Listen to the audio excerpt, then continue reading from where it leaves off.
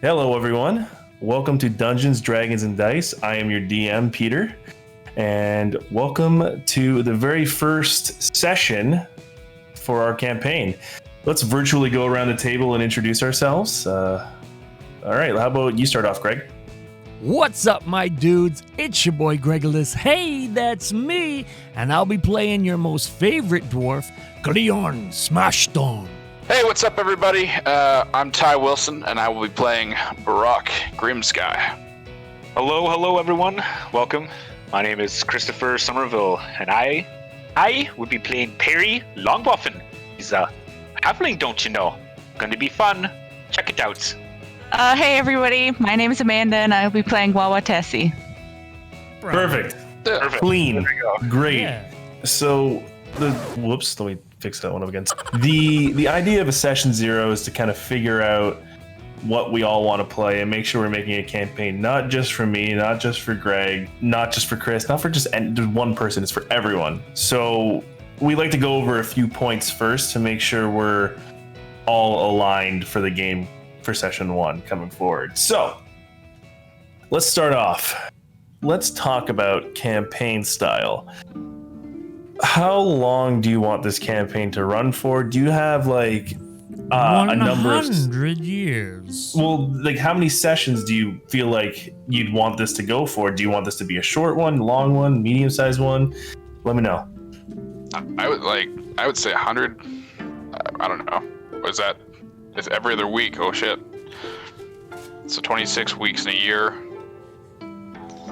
How long? 26. Sorry, that's 20. So 52 weeks in a year. So 26 is sessions in a year. So like 2 years, 3 years. What are you guys thinking? That was my quick math, by the way.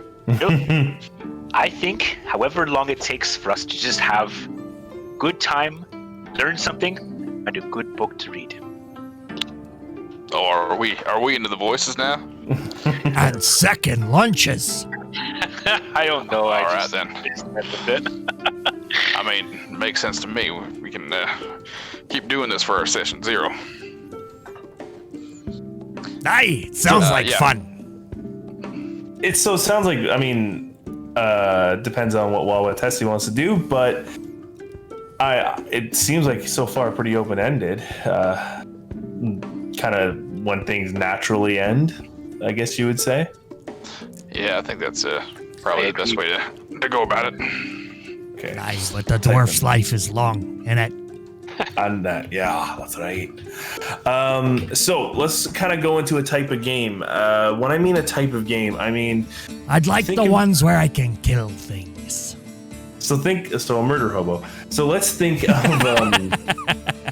kind of like the general theme. Do you want something that's lighthearted with some dark tones? Like, do you want like high fantasy, grim dark fantasy, which like think of like a Dark Souls game, like something Tim Burton-esque, or do you want something that's kind of like World of Warcraft? Do you want something that's kind of Middle Earth, which is, I find that World of Warcraft is kind of like the high fantasy, then Middle Earth is kind of like magic's around, but it's not really that big a deal. And then you have your grim dark, where magic might be very rare, but it's also this terrible nightmare of monsters and demons.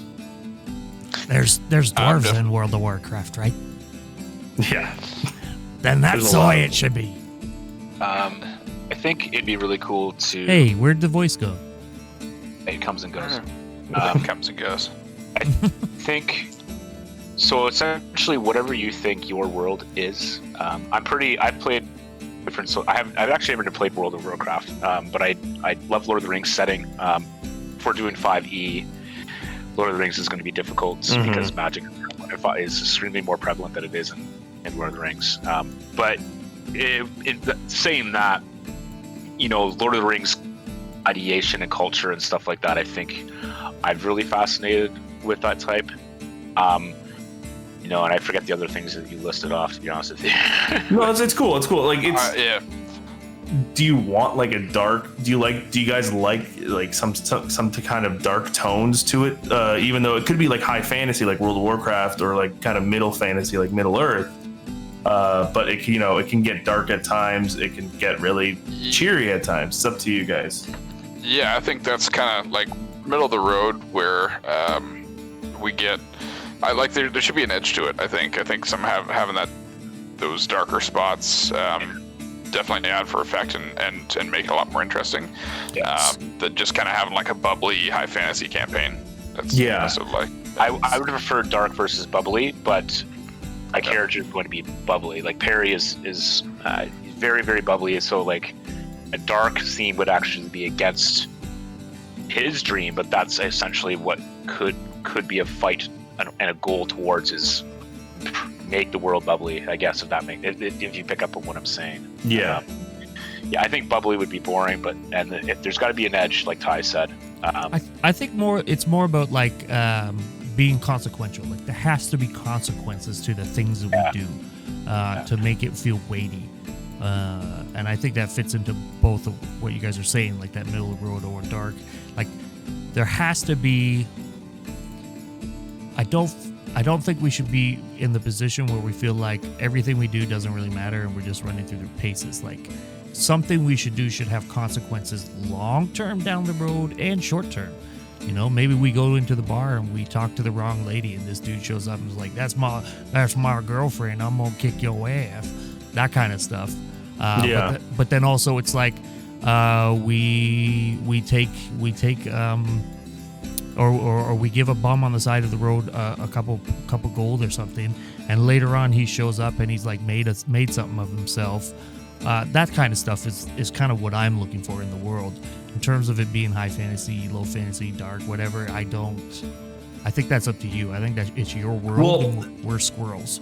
Yeah, like I mean, squirrels. So like the world definitely kind of fits into. I mean, in different regions, obviously, but it does have a high fantasy, but I like to call it like high fantasy with an edge. Like there is consequences, there is actions to what happens. It's just because I wouldn't say it's bubbly though. Like there are dark and grim things that happen, but when I mean high fantasy, I mean like there's like floating crystals in town, and maybe some kids learning to be a wizard. So he's like in a farm, like, and he has like a little straw scarecrow man that he's like casting fireballs at because he's off for the summer and shit like that. So that's where I'm saying like it's more so magic's a little more accessible. But is there times where like stuff in my world goes like absolutely tits up? Yeah, it does. Like, and people do get messed up. I don't know. That's pretty cool. Floating. Yeah, I like that. That sounds amazing. I like that. Okay, so my next question to you guys is: this is all specifically related around campaign. Like, what are you guys looking to do? Are you guys looking to like role play? Are you guys about combat? Or do you guys like dungeon delving? Do you like puzzles? Do you like treasure hunting? Do you like this? And this isn't like, this is just kind of giving me ideas to kind of present to you during the campaign. Like the campaign arc story might take you across a ton of things, but if there's one thing that you guys all really, really like to do, like I want all of you guys to name your top 3 of what you like to do in D&D, and then I will kind of like figure out like where the connections are there. Roleplay, mystery, and I guess puzzles, treasure. Okay. Yeah, that's something that I find doesn't get used enough.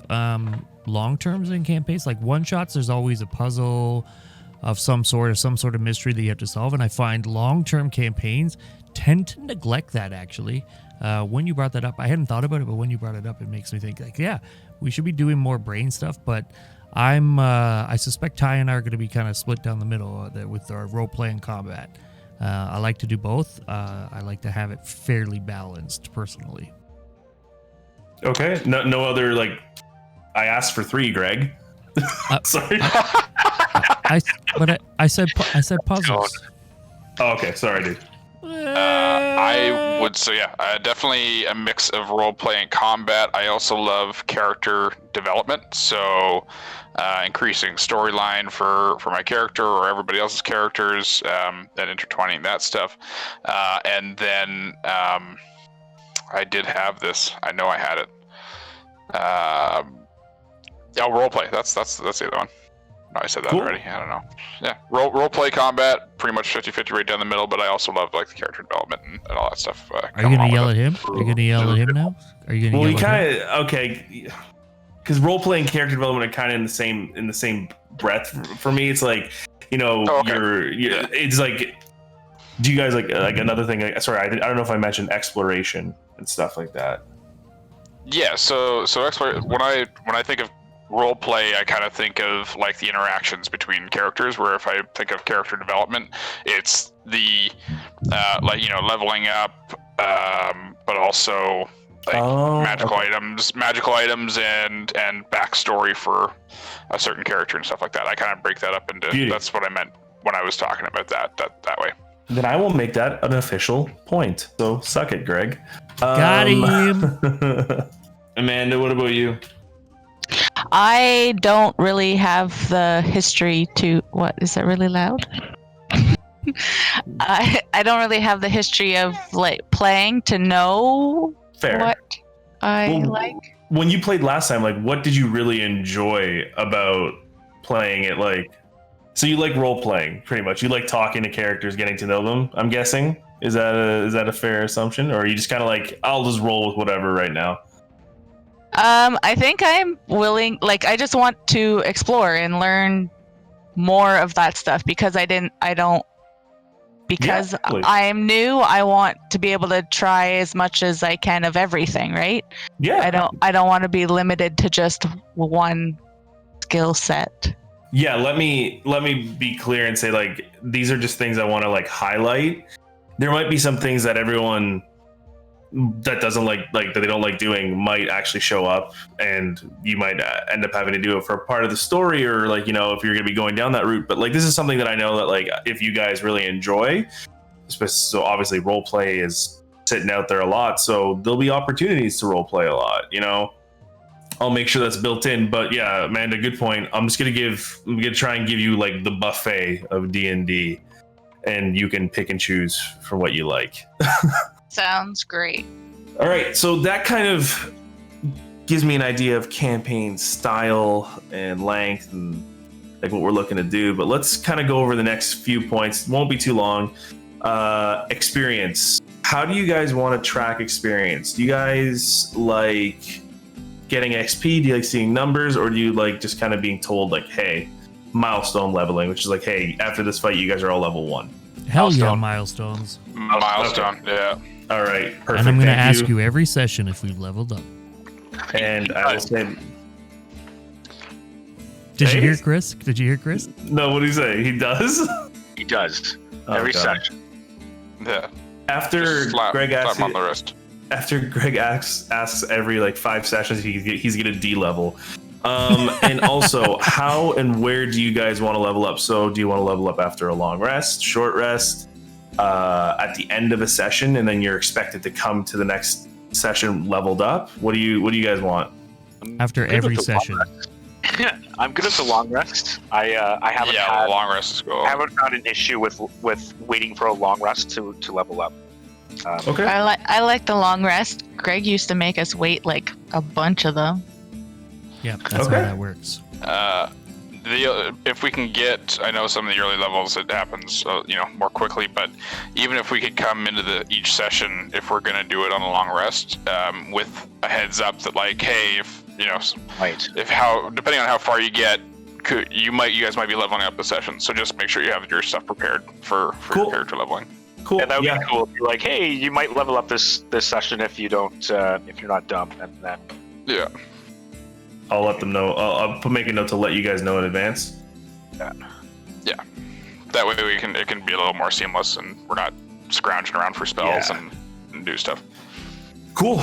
That brings the experience part out of there. But like, so I know we already kind of have our characters all made up. But let's go ahead and kind of go into Homebrew.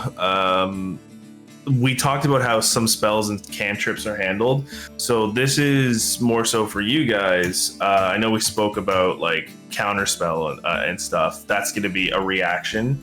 If anyone's played Magic the Gathering, it's more so like an instant spellcast card where you can pretty much be like, yeah. So it's like you almost be like, okay, no, I'm not. I'm just throwing that card out right now, and like you've activated my trap card, stuff like that. That's how I've played with counterspell as well. It's instant. It's essentially playing an instant. Okay. Yeah. I also Wait, like are you to talking handle about counter charm or counter spell?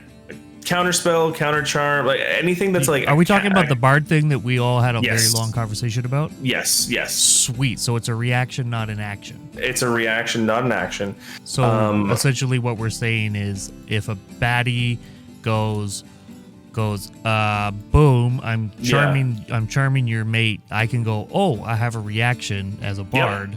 Okay, Yep. Sweet. I agree also, with that 100%. As I like to call them, social spells can be used out of combat, can be used without being spell slots being used up. What does that mean? It means like if you have something like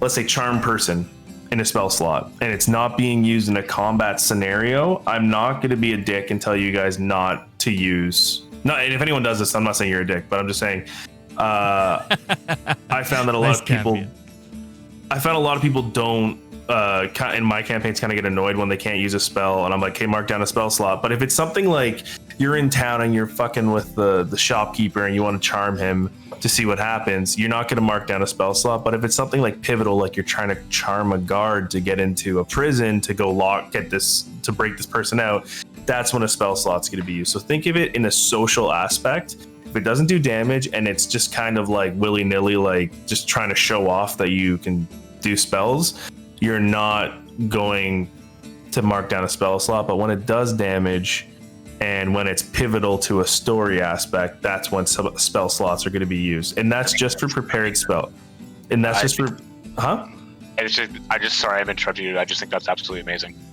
That's cool. Yeah, that's super cool, man. Yeah, I think you nailed it. With some people be hesitant to use spells, which could be stale, and I think that's great. From a player's perspective, I would ask that, hey, can you just be like, don't need a spell slot for that? Yeah, I always call it out. I'm like, don't worry, you didn't use a spell slot for that. Cool. That's incredible. That's, oh my god. But you also you do not. This is only for your prepared spells, so keep that in mind. I always like to think of spell slots like a gun and a revolver. Quick question. Bullets in yeah. I'm a bard, so all of my spells are prepared. Yes, it's different, but like if you're a wizard, you have your spell book that you pull spells from daily. So let's just say whoever is a caster like that would pull their spells and they would use that and have them in their spell slots as their prepared spells for the day. So they can only use those prepared ones in a social environment instantly. If they want to use a spell that is in their spell book, if they want to use a spell that's in their spell book that was not prepared for the day, they have to wait the full amount of time to do it. Okay, that's very cool. So if your spell takes 15 minutes to cast, and if it was prepared, it'd be instant. Well, if you want to do it for some reason, you have to take the 15 minutes. So in crucial times, you don't want to really do it. But if you're like fucking around in town, you can take the time to do it, and it's fine. Right. It's like ritual casting. Yes. Yeah. Is there any questions on that? Like, I know I have to figure out how to play a wizard, so I forgot that. I just have to figure out how to play a wizard, and then I'll ask questions. Yeah. No worries. Yeah. Do it. Sorry, I had a question just pertaining to spells, because I know ranger spells are a little bit there's not that many of them, but I know with the new UA content, you could on a long rest, I think, switch out one spell of the same spell level. Are you cool with that? That's absolutely. Absolutely. Cool. I think that's coming in with Tasha's Cauldron of everything. Awesome. So that I'm always game with that. That's kind of like a homebrew thing as well. And obviously I always go with the Matthew Mercer rule of cool. Like, if it sounds cool, I mean, you might fuck up doing it, but I more than welcome that essentially into that.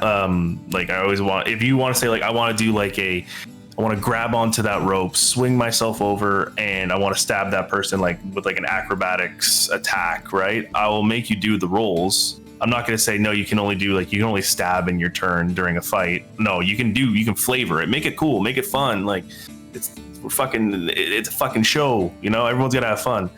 Awesome. So I always like the rule of cool. So always like try. Like I know you guys already from talking. You guys are already really creative, but make it creative, make it fun.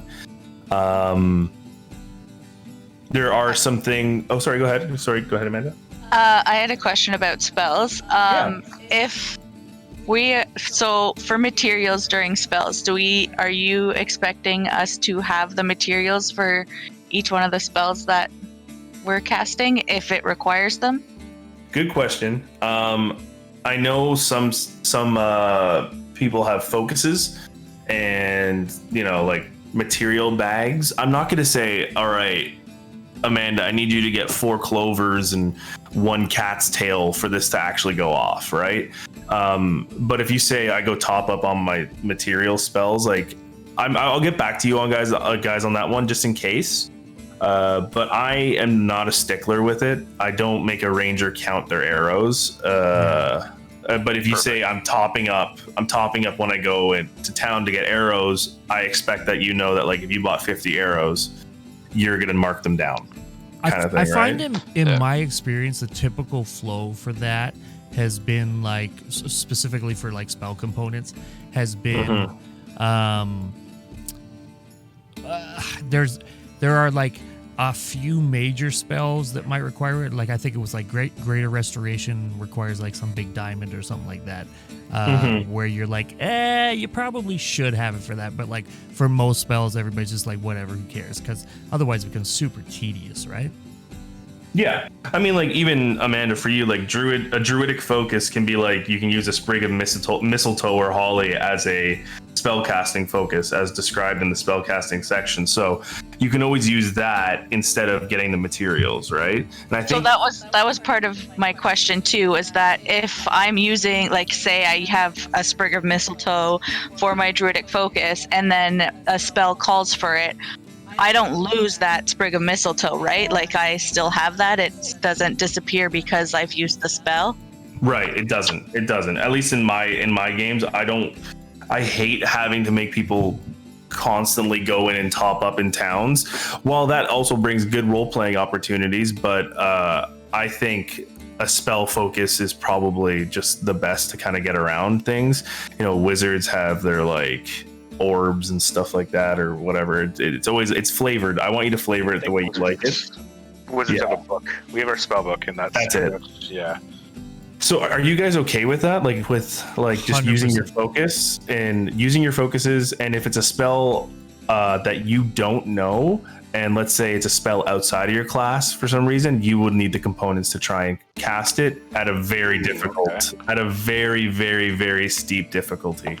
So speaking of difficulties, I actually have a question. There's something I've seen in some of the more recent stuff I've been watching where the DM actually says like, okay, you want to do that? Like, it's weird, it's crazy. I'm not going to say no, but it's going to be a DC of like 20 or a DC of 25. I 100% do that. 100% do that. So you tell us what we're aiming for?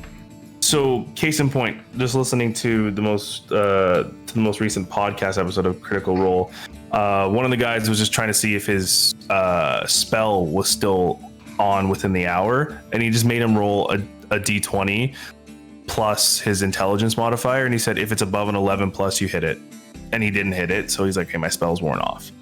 If it's stuff like that, it's like, okay, let's, are you still holding on to this thing? Okay, do a strength check. And if it's like a really difficult thing, I'll be like, okay, you need like an 18 or higher to get this kind of thing. So I'll outline that shit. Yeah, I personally like that. I think it brings I won't do it all the time. Attention. No, but what I like about it's for the big moments, right? It's like, hey, listen, can I jump off of this wall, grab that ladder, climb across it, drop down, and stab this guy in the back? Well, sure, that's pretty cool sounding, Batman, but this is the role that you have to get to make that happen.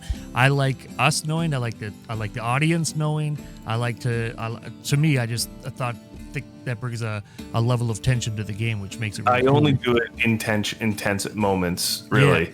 Yeah. Or even after it happens, and if you failed or if you passed, and it'd be like, okay, dude, that was really close. You just got a 19. You were supposed to get. You needed an 18. Like you're lucky. Like kind of stuff like that. I always like pointing that shit out. That's cool.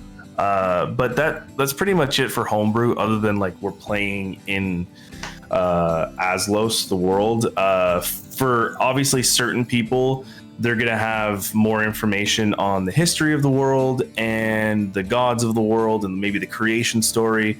So once we start getting into that, like your characters, I'm going to start sending you guys info if I feel like your character needs to know this. You don't need to like write out say it to people, but it's always good to have in the background. And obviously, don't worry, in history checks and stuff like that, I'll always remind you. I'll always tell you.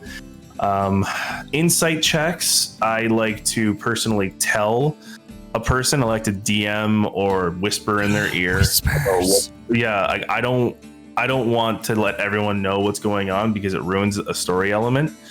I like to whisper and tell the person who got the insight check or got that secret message or got that something that no one else should really know about.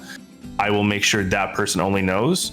Obviously, because we're doing it in a digital format, I might even say, all right, everyone leave the channel for a second except Ty. Ty, well, yeah, we have a whispers channel in the Discord. Yeah. Hey, case in point, if anybody wants to join the Derpwood Discord, the link will be in wherever you're watching this.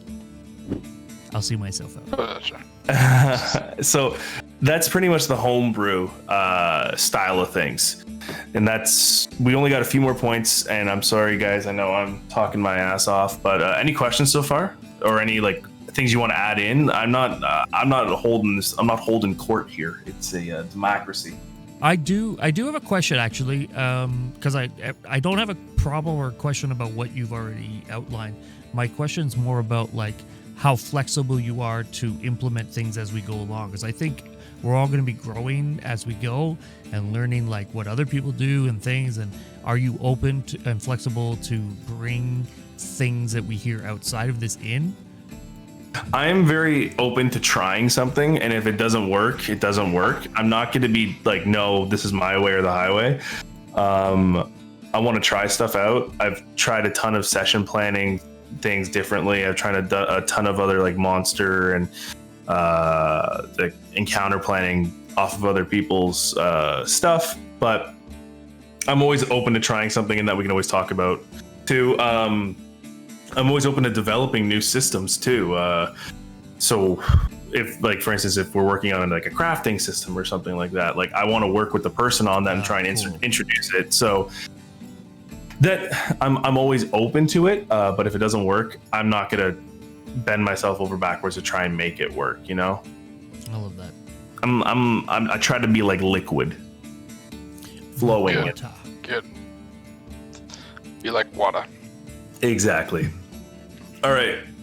Quick little thing on table rules, kind of handling absences. How do you guys want to do that? Do you want your character to be kind of like whisked off somewhere? Do you want them to you're dead? That too. You want your character to be like distracted doing something, or do you want me to play them, or do you want them to kind of just follow along silently and nothing happens to them? Preferably you don't bring babies to the table. Fuck you. Ouch. Sorry, Greg, you gotta leave. Oh, shit. That was Oh, good. crit!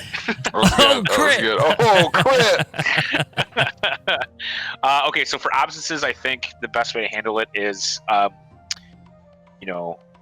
the story is going to unfold for you that day, and essentially how you planned it. So, like, if it's pivotal that the character is there, then you can play that day, or maybe they're just kind of in the back, like they're present and in the background. Maybe they're not going to be put in the initiative role type thing, and maybe they'll have a comment here and there that makes so they're very much in the background, but the player still stays in the same place, unless maybe it's pivotal and it requires everyone to be present and active, and it doesn't make sense to have them in the background. Then just be like they're distracted doing something for the day, or maybe they're sick for the day, or you know what I mean, like whatever you want. Because ideally, want to continue going with the session that day unless nobody can make it. Right. I would also like to, if it was ever like a big pivotal moment and someone had access to their phone, I would just text them and be like, "Hey, this is what's happening. How do you want to do this?" Too. And like, that I works too. would try and like role play your character doing that. So obviously the next question is kind of redundant. Are we going to swear? I think we've said that yes, we will. Like, we're going to have swear. I'm not going to sugarcoat it. I'm not the most eloquent with language, so I like to throw in swears. But is there a point where we're like, okay, guys, that's too much, or are we just going to kind of let it go? I think it's too much to talk about it. Yeah, I think this group's pretty good with it, though.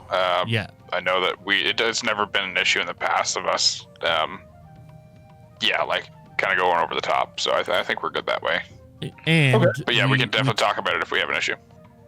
I defer to the fact that we are streaming. Twitch has general rules and guidelines, and they're all common sense guidelines. And I think we all have common sense here.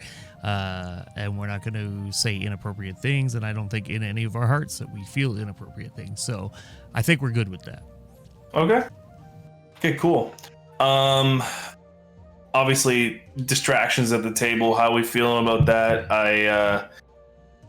I sometimes, if the person just constantly, if I'm like saying like, hey, so-and-so, hey, so-and-so, hey, so-and-so, like this is what's happening, I'll probably talk to you about a distraction at the table, but I'm not going to be a stickler and be like, don't be on your fucking phone, or like, don't, like, I would never say to you, man, don't have the child at the table. Like, it's your kid. Don't be changing diapers in the middle of the game, okay? I mean, the baby can wait. Yeah. So it's not like it's not a big thing for me, but if it's like where I'm constantly having to message someone, be like, hey, by the way, like we're asking for you, or like a couple times, and maybe we'll talk about it, like a couple sessions, but I don't think it's a big deal. What about you guys? Yeah, same. Cross that bridge when it comes. Yeah. That being said, I think the ultimate goal here, we've all kind of said, is to be as professional as possible and be invested. And Peter, I think that's a two-way street. Like if we're all realizing we're being distracted, maybe it means that you're not getting our attention, and we need to have a conversation. Yeah. On that end, which I doubt it. I'm just saying. No, it's a good point. Very good point. Lastly, this is a big one. What is like a no-go for everyone at the table? What's like something that you do not want to see in the story, in the table at all? Is this like absolutely get it the fuck out? Like, I don't want it. You don't talk about my height. Okay. Yeah. I'm just kidding. Yeah. Like, what's a red flag for you? What's something you do not want to hear? What's triggering to you? I hate to use that word, but triggering. I think that like what I've used in the past for that is like, I don't want to, hear or see. Sorry, I shouldn't say hear. If it's in the past and it's a story, like rape is one thing, I guess. But like, I don't want you to be describing like a scene that way. Yeah. I think that's kind of it's contextual, not without right? saying, but yeah, contextual. Like if it's in a backstory, I know that Borok, that was in his backstory before his mother was raped and that kind of stuff, but that's changing now. But I think that like if there's a scene going on and like, raping and pillaging, blah blah blah, that's not something that I don't think a lot of people want to hear about, in my humble opinion. But I will second that. I don't think it has any place in a fantasy world. That's pretty much it. Is that like a regular thing? Because this comes up often, and it blows my mind. I'll give you an example, dude. It seems every single sort of, and it's something you may not be aware of, but it's almost like every single historic or fantasy realm or back in the day realm, in every movie or TV show, there's always a rape scene. And, It's crazy. And I guess it's a really cheap way for Hollywood to present, oh, this is the olden days, but there's so much more that you can do to create how difficult the world is, like such as there's no toilets, you know what I mean? Like there's no hygiene, there's no washing hand. You know what I mean? But Yeah. it's so prevalent in today's culture, and it's just absolutely unnecessary to have this scene. It's like any TV show that's back in the day with swords and shields combat. It's almost every fucking. You can take Game of Thrones. There's multiple in that. Yeah. In 100%. like every variation possible, it's in Game of Thrones. And I really hate that, honestly. Yeah. I think there's just so much a more creative way you can create anger and, Suffering and differently, other than just having that happens to a woman. It's just so, and it's all it is normalizing it and desensitizing it, and it doesn't belong in a fantasy setting. It really doesn't. Yeah, I'd agree with that. And again, like the other stuff that we've all talked about off the air is like, we're not here to be discriminatory in any way, shape, or form. There are topics of racism and sort of slavery within the confines of a fantasy world that I think we probably or potentially may talk about, but as long as contextually, again, I'm saying that again, contextually, it's done in a vein that makes sense, that we're saying we are not okay with that, because I'm speaking for everybody. I'm pretty sure we are not okay with any of that. That's the important thing, that's understood through the process of the entertainment. Yeah. Because like it's so tough, especially in a fantasy world where slavery could be something from like goblins being run by like a criminal warlord, or kobolds being run by a dragon. They're essentially enslaved into that, but then there's obviously the other side of the coin where it's like someone's taking a race like the drow or orcs and putting them in slavery, which totally is not cool. And I mean, in any way, shape, or form, it shouldn't, like, that should never be allowed. And it's an interesting topic within D&D and tabletop RPGs and fantasies, that like these races like kobolds and goblins and like whatever, they're always almost put to that subservient level. And I think there's always going to be like a hierarchy that exists that way, just because that's what the fantasy world kind of is, and I'm cool with that. It's something that, as long as things can be done tastefully, then that's I think that's the most important part. I think we're all adults enough, and I think that we're all pretty on the ball. Sorry, go ahead, Chris. Yeah, I've been interrupting you the whole time, so I apologize. I think you said it, but doesn't Critical Role Campaign 2 have the subject of slavery and racism involved in it? Absolutely, with the Jothian and the Dwendalian here. So if they're doing that successfully in today's culture, with, maybe I'm wrong, but the majority of their fan base being left ideology, I think if they're doing it successfully, then I think it can be done successfully. Maybe we'll fast forward later on in our time and realize that was wrong. But currently, I think if something like Critical Role can get away with it, perhaps we can too. Amanda, what do you think about that? What I was gonna say is that if that is a topic that comes up in one of the sessions or multiple sessions, whatever, then that could be something that we debrief about at the end of the session and be like, we do not support this. Well yeah. Just as like a precaution, and be like, we don't want people being slaves. Like, we're not okay with that. Yeah. Okay. I mean, and I always like to talk about like racism in this game too. And I pointed out to, I think I read this online somewhere, and essentially, the majority of us are white guys, We're just a bunch of white guys playing, and we can play in a fantasy world where racism is a subject matter or a plot because we never fucking lived through it. So it's like we can just lollygag and make a story of it, whereas some people are legitimately living that life, and it's not a fantasy, it's not a plot story. You know what I mean? So it's kind of, but then again, like I dial back. If Critical Role can get away with it, maybe we can. But that's where I try to lay my hands off of that. Say, okay, well, what do I know about that being acceptable or not? Yeah, and that's the difficulty in it, right? And I think takes someone as like a white person to acknowledge that there is, there's obviously we don't experience it but it's hard, and it's hard. It's a difficult thing to discuss, and we want to be able to approach it from a respectable spot, right? Yeah, I think that not touching on this, especially in a fantasy world, there's, orcs and elves don't get along. Humans and orcs don't get along. Like that stuff's just kind of, it's almost. There's historical precedence. It's historical precedence, yeah. And so I think that if we're just ignoring the whole thing as a whole, that doesn't help at all. Yeah, I don't want to ignore it.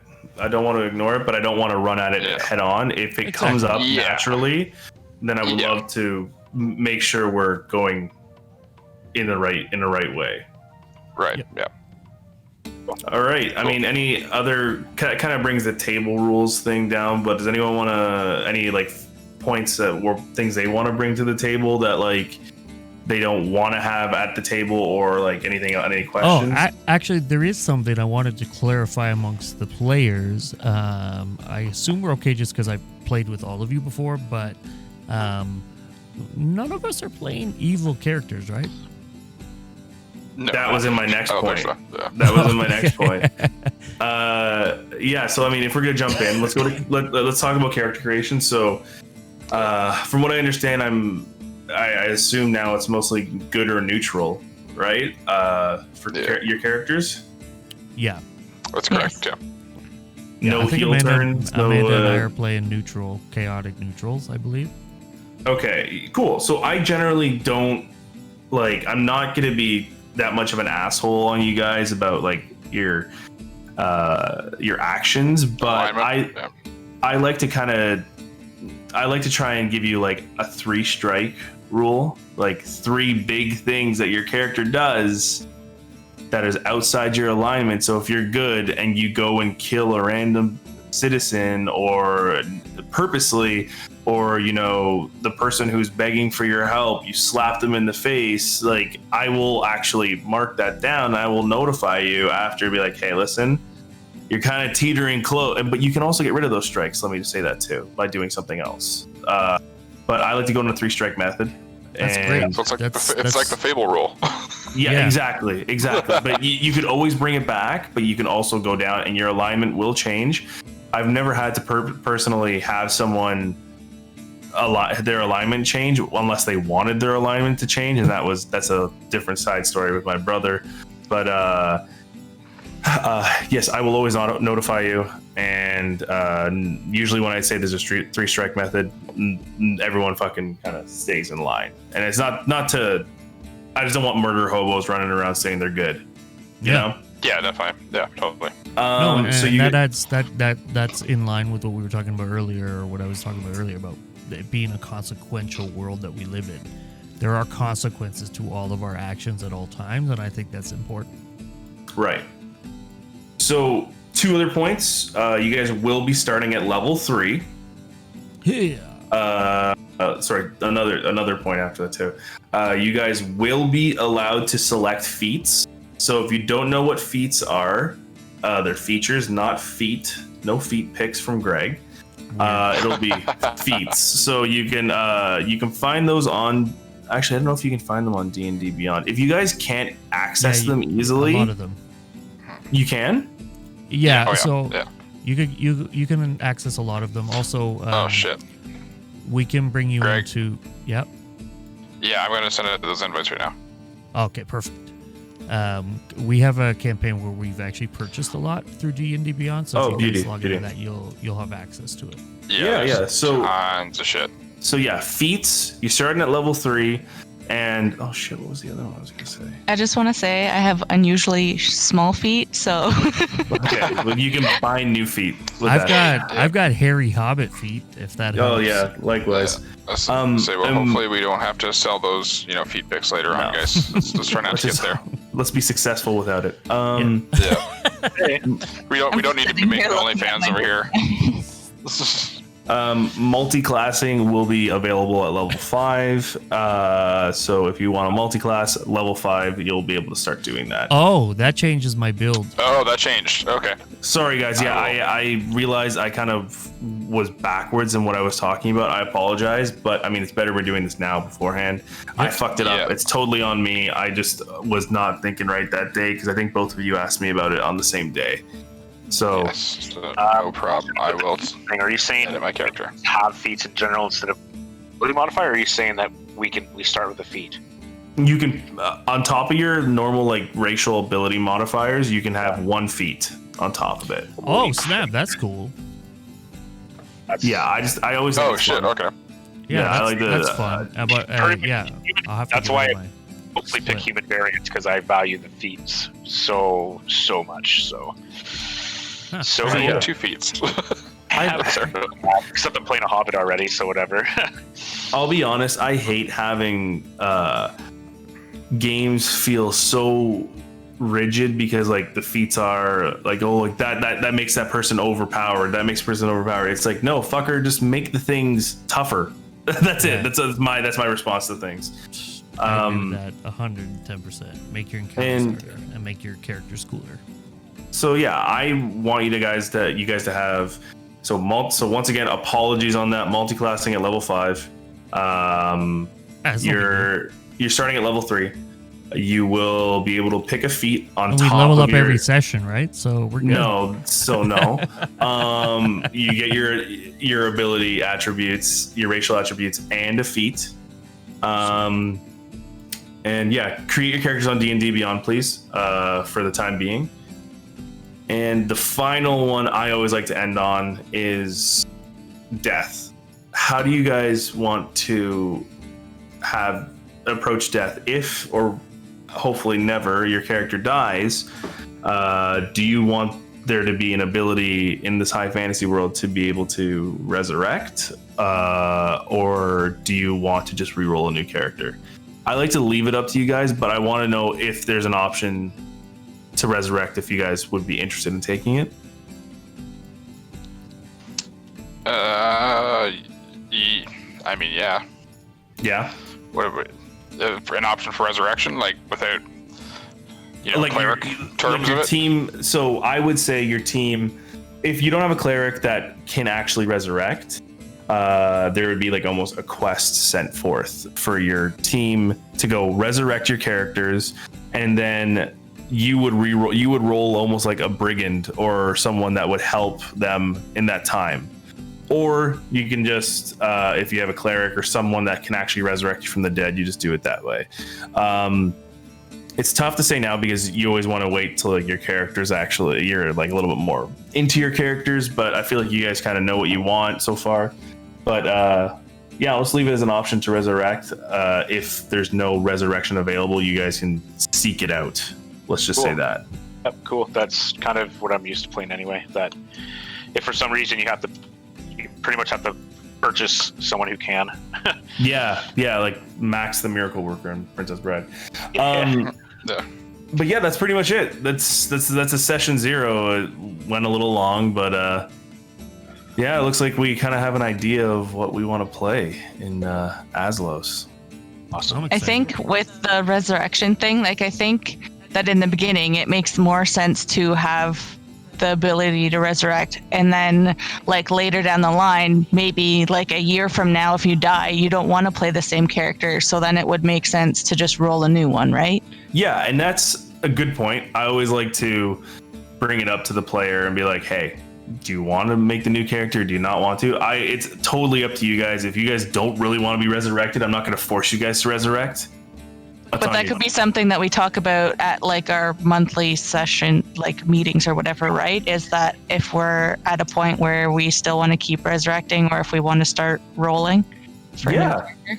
Yeah, or even if you're tired of the character and you're like, look, my character's not developing at all. Like, I almost want him to be like his adventure's done or her adventure's done. We will. And then, we'll work on a way to exit the character out. If you guys don't really want to do that, like they can kind of, ride off into the sunset and live their lives. But if you want to introduce a new character, I'm always open to do that.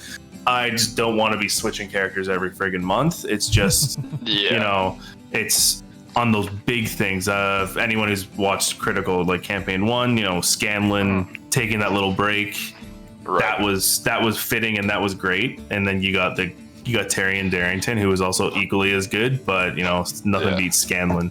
I was gonna say, let's be serious. He was not equally as good. All right. No. Triceratops Scanlan is the pinnacle of Druid. The pinnacle of Druid excellence. The pinnacle. Yeah, exactly. The pinnacle of what's it called? Polymorph excellence. It was just unreal. One final question: do you guys want to previously know each other, not know each other at all? Do some of you want to know each other before going into this, or do you guys want to be like thrust into a situation? Do you want how do you guys want to meet in a general way? I always think thrust into a situation is kind of fun, but if there's backstories that may be able to intertwine, then I don't mind kind of coming in as like a group or something like that. I'm really open to whatever.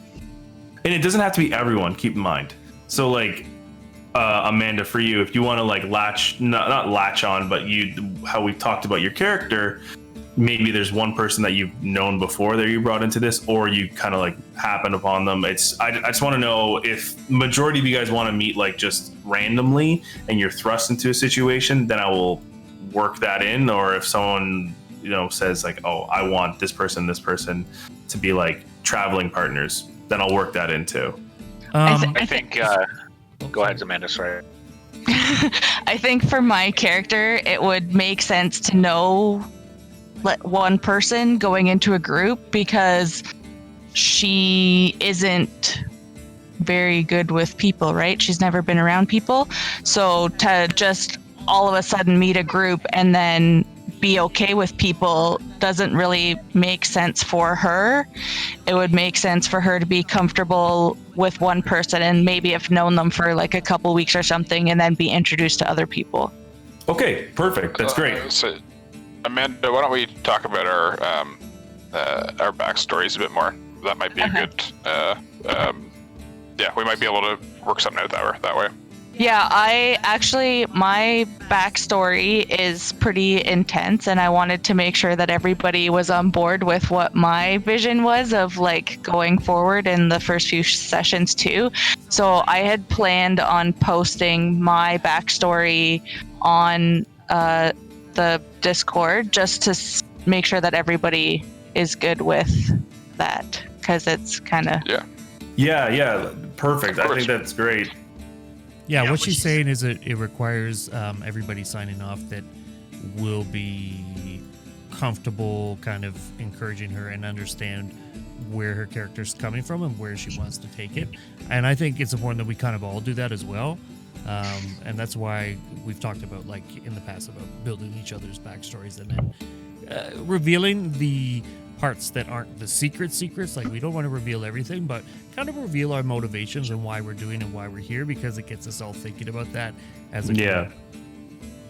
Yeah, and then that's perfect. I think after this we should just kind of put a little bit of hey, this is why I'm out doing stuff. This is not the full story. It's I'm I'm the highlights, rough around the edges, et cetera, et cetera.